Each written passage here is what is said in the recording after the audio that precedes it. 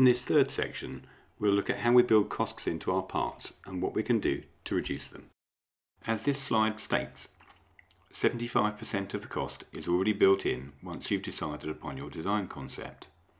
To reduce the costs, we need to make sure that the parts are on the machine for the minimum amount of time, have the least number of setups, and that we don't need to use any special tools, which, as we mentioned in section 2, add setup time to the job because an operator will need to manually add tools to the magazine on the machine and then spend time setting them up.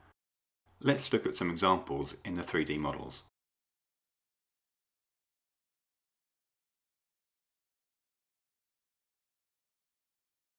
At first glance, this model appears to be very simple. So let's have a look at how it might be machined. First, I'll add a cutter which is coming from the top side of the part.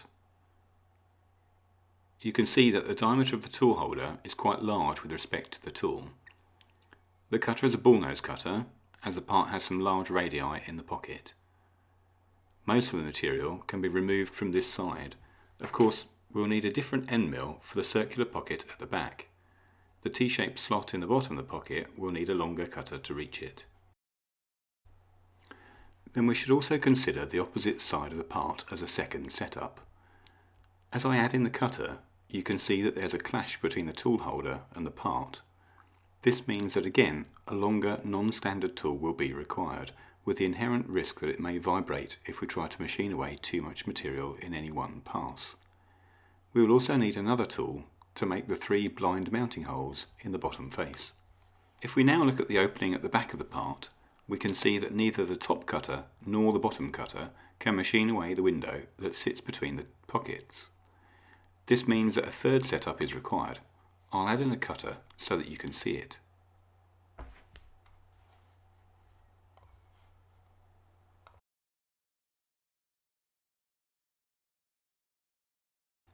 Finally, as we look at the sides of the part, we can see that there's a through drilling, which means a fourth setup to make the hole and the chamfer.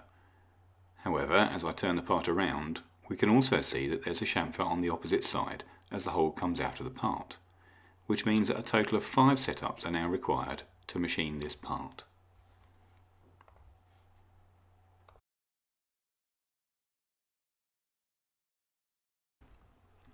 In another example, this part is the back of a motorsport steering wheel.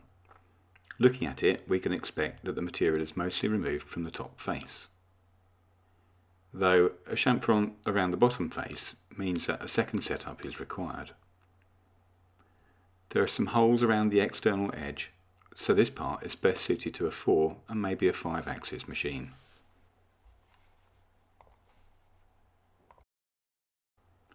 If I add the cutter to the main pocket, we can see that in order to remove as much material as quickly as possible, I've chosen a large diameter end mill. The larger the diameter, the faster we can remove material. One limitation is the internal radius of a corner, which will dictate how big the cutter can be. If we zoom into this corner and then add the cutter, you should be able to see what I mean.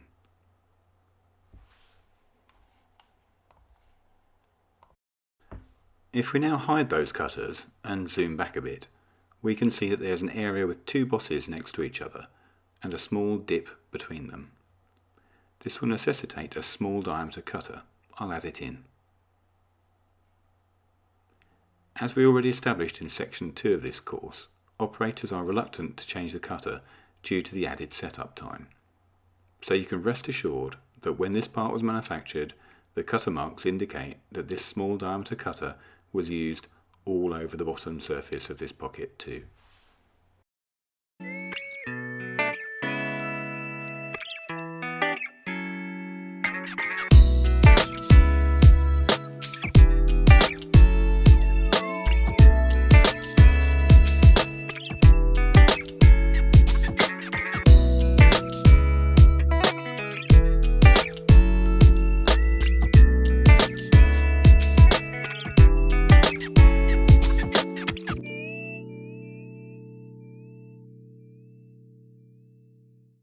Hopefully this gives you a bit of insight into what the machine operators do when manufacturing your part. Let's now move on and have a look at those internal radii and cutter engagement. We can see the cutter here is marked as a circle in these diagrams. In the left-hand diagram, we can see what happens when a cutter progresses along a straight line. We are trying to remove material in the red zone, which is less wide than the radius of the tool. If we try to take a deeper cut, the material above the centre of the cutter will meet a cutting edge that is moving away from it, which will compromise the cut. This depends on the feed rate of the material and the rotational speed of the cutter. In this same diagram, we can see the angle theta, which shows how much of the periphery is engaged in cutting the material. In the diagram on the top right, we can see that for straight lines and convex radii, the cutter engagement is normal. As the curvature becomes concave, more and more of the cutter is engaged until, in the bottom right diagram, the engagement reaches almost half of the cutter periphery. In this case, the chip loading will be high and the surface finish poor. This is the reason why pocket corners cannot be machined with a cutter of the same radius as the pocket. The rule of thumb here is that the cutter radius should be around 75% of the pocket radius to ensure we don't over-engage the cutter and end up with a poor surface finish. In this slide, we can see that the surfaces are machined with bullnose cutters, but that the distance between cutting paths, called step-over distance, makes a huge difference to the surface finish.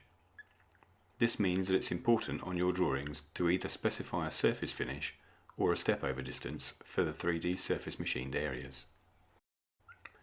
Let's now move on to look at drawing considerations in the next chapter.